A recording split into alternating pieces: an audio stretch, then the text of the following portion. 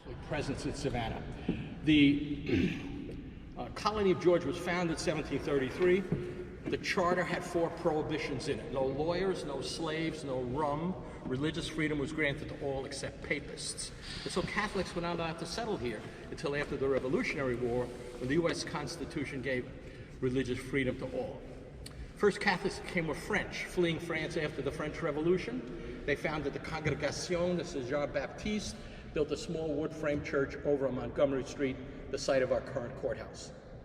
No more French came. Savannah's not like New Orleans, but the Irish came and they stayed and they multiplied. Usually I get a smile from somebody when I say that. A lady from Dublin a couple of years ago, she said, "Oh yes, we're known for that." And a lady 2 weeks later said, "I'm very good at it too." So we needed more. We needed a bigger church. We built one over here on Drayton Street. If you're walking around today looking for a cup of coffee, and Parker's Market is right over there on Drayton Street. Right next door is the Perry Lane Hotel. That's the site of the first big church of St. John the Baptist in Savannah. 1850, this was made a diocese. That was the only Catholic church in town, and so it was made the cathedral. It was elevated to cathedral status. But it wasn't special. The cathedral Assumption window, which is after a Bartolome Murillo painting that's in the Prado in Madrid, cost $1,400 in 1900. The cost of all the windows in 1900 was about $10,000. To restore them in 1999 and 2000, we took them all out, sent them away to New Berlin, Wisconsin, where they were re-leaded, and that part of the project cost $750,000, and we had the glass. In the sanctuary, we have the windows that picture St. John the Baptist, the patron saint of our cathedral. On the left, on the right, he's proclaiming the gospel of repentance, made straight the way of the Lord. The window on the left, he's pointing out Christ in the rose robe. Behold the Lamb of God. And in the center panel is that familiar scene, John baptizing Jesus in the River Jordan, the Holy Spirit descending upon him in the form of a dove. And up top in that 5-circle window called the cinquefoil, inscribed on that ribbon are the words of the Father, which were heard at the time in Latin. Behold, this is my beloved Son, in whom I am well pleased. That's one of the 2 physical manifestations of the Trinity, all 3 persons manifested in some physical form. I direct your attention to the side aisle. Stations of the Cross. These hand-carved figures represent Christ's last day on earth when he was condemned by Pilate, carries his cross through the streets of Jerusalem up to Calvary, where he was crucified, died, and was buried. This is a devotion we celebrate in the Catholic Church during the Lenten season. Priests will go from station to station on every Friday during Lent, announce the station, say a small prayer answered by the congregation, and a small hymn is sung on the way to the next station. These were hand-carved in Bavaria around the turn of the century, installed in the cathedral by about 1905. Tradition has it different carvers carved different stations, the face of Christ supposedly carved by the same carver. They were originally multicolored, mid-century given a plain marble paint job done by the restorers. It must have been amazing to watch them do it. They paint one color on, then they let it dry, then they start creating the graining effect. In Israel, go leave at the capital, the collar and the base. I did watch them do that. They rub a small sheet of gold on and it adheres, but it doesn't all adhere, so some of it comes tumbling down. Well, I picked all that stuff up. I mean, it was gold, you know, and it was a lot cheaper back then. I wanted to have samples to show the school kids when they came through on tours. I've got an envelope somewhere that's just turned into gold dust, not worth looking at anymore. Dark blue paint added to the side aisle ceiling. It has truly, dramatically accentuated the Gothic vaulting in the side aisle. That was light blue before, it didn't have much of a personality. That azure paint is almost a magnet for your eyes when you walk in the door. We had a debate about this brought here and installed by putting them up like wallpaper in 1912. I can picture Bishop Kiley walking around in 06, 07, looking at these panels here. These panels were, they just had occasional Eucharistic symbols or liturgical symbols in the middle, but eventually these panels were all blank. And he had an artist in the church by the name of Christopher Murphy, a well-known Savannah artist. He's been exhibited in the museums here. And he said, Murphy, murals. Murphy painted watercolors. I think the biggest thing he ever did was something this size, 16 by 20. And he said, okay, murals. He got on the train, he went to Washington, looked at the Library of Congress and the Capitol, went to New York and Boston and Montreal and Quebec. And okay, that's what mural programs are all about. So he designed the content of this mural program.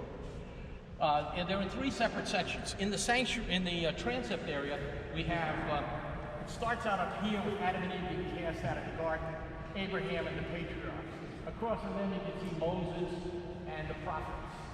On this side, we have the New Testament side. We have Jesus proclaiming the new pathway to salvation in the Sermon on the Mount, and above him are the apostles whose job it's going to be to make it happen. In the sanctuary where the word is proclaimed, we have the evangelists, Matthew, Mark, Luke, and John, the authors of the Gospels. Up and down the center aisle, 10 panels, we call it the procession of saints. Starts out in the rear, the missionaries, the youths, the kings, the martyrs, the virgin martyrs, women of the church, founders of religious orders, doctors of the church. This mural gets all the attention. It's the apostles to the nations. St. Patrick of Ireland, Boniface of Germany. Who's that guy? He's got no head. Oh, he's holding his head in his hand. That's St. Denis of France, Saint Denis, a noted preacher. They didn't like what he was saying one day. 298, Emperor Diocletian cut off his head. And the muralist has depicted him that way. Well, the kids come running in because the teachers wind them up outside to find the saint with no head. And so we get a lot of attention on that panel. Notable additions. You saw the baptismal font when you came in. If you didn't see it, go see the eye doctor on Monday morning, please. It is big. That's the one thing we have to say about it. The story about that is that Monsignor O'Neill and Bishop Boland, both native Irishmen, Boland from Cork, O'Neill from Tipperary, were aware of a baptismal font at St. Coleman's Cathedral in Cove, Ireland. And they liked the basic design of it. It was smaller, it was up on a cluster of columns, but it was octagonal in shape with alternating panel, column design. They adopted that basic design feature, tripled it in size, set it on the floor. Bishop Boland wanted to offer the option for immersion baptism, not common in the Catholic Church. It's been there almost 20 years. We haven't dunked anybody yet, but technically we could. It's made out of Carrara marble. If you haven't looked in the font, there's an exceptional symbol from the Book of Kells of Eternity, Celtic symbol, made out of Venetian glass. The font is lined with absolute black granite from India. The floor design, which was done in Pietrasanta, Italy, is mostly of Portuguese pink marble. But the gray marble in the floor design is Georgia gray marble that we sent to Italy to incorporate in the design, because at the 4 corners of the design is the Cherokee rose, the Georgia state flower. New altar here, same thing. We basically took castings from the basic panels on the old altar, sent them to Carrara, made the carvings match, and then copied the column look altar to altar to font. There is a Latin inscription here, Beate qui, e cenemanie, vocate sunt. Beate qui, blessed are they, vocate sunt, who are called a cenemanie, to the supper of the Lamb. This is our second pulpit. Our first pulpit was destroyed in a fire set by a crazy man who came in here in October 2003 and tried to burn the church down. Doused the pulpit with lighter fluid, had it ablaze. Same thing with the bishop's chair, the cushions were ablaze. Peggy called Monsignor O'Neill, came running out and saved the bishop's chair by throwing the flaming cushions here. By the time he got to the pulpit, it was too far gone. And as he told us the following Sunday in Mass, I was up in the pulpit trying to put out the fire, and the crazy man was pointing a gun at me. I said, "Don't you point the blinking gun at me." You know, I didn't say blinking. Gonna have to go in the box over there next week and tell my sin. Well, we could smile about that, but let me tell you, it was scary. It was a filthy fire. We had to take the organ apart, clean every pipe. We had to bring scaffolding in to clean every surface. The girls that go to school at St. Vincent's here dream of getting married here. We had wall-to-wall weddings scheduled in the fall of 2003. We said to the girls, "Well, you can get married in the basement church." They're like, "Oh no, we're not going down there."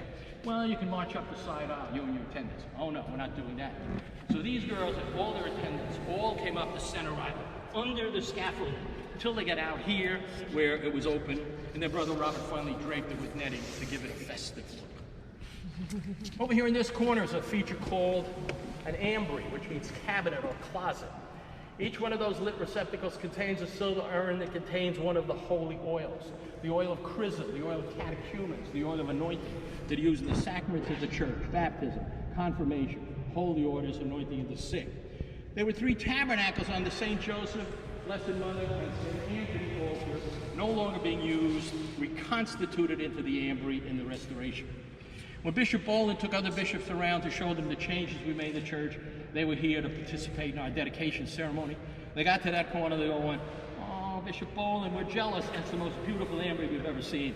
So if you don't take a picture of anything over here, take a picture of that. You won't see anything like it again. Our confessional box is new, handcrafted out of red oak in Pittsburgh. The etched glass in the doors is worth noting. On this side, it's a desert scene indicating the desolation of sin. Around the corner, there's a garden, flowing water, flowering plants, indicating refreshment after reconciliation. And the center panel is a prodigal son image, not unlike the prodigal son mural above it. And lastly, behind this is our beautiful Nowak tracker organ, 2,300 pipes, 34 ranks, specifically designed for that space so that the great rose window, emblematic of French Gothic architecture, would be visible inside the church, with St. Cecilia in the center panel. She's the patron saint of music. So everybody always wants to know, when does the organ play? Well, it plays at all the masses on Sunday. Choir sings at 10. There's a schola choir that sings at 11:30. I've been doing this for almost 20 years, and I recognize that most of you guys are visitors that are coming through Savannah, not going to be here on Sunday. If you are, I'd recommend the 10 o'clock Mass. If not, we have a deal for you. We live stream the 10 o'clock Mass every Sunday on our Cathedral website. So any Sunday morning you want to hear the organ play and the choir sing, Google Savannah Cathedral. That'll get you to the website link. On the website up top is the live stream link. It doesn't count. You still have to go to church on Sunday, but that's a way to hear the organ play and the choir sing. And actually, you could do it this afternoon, because last week's Mass is archived on the website.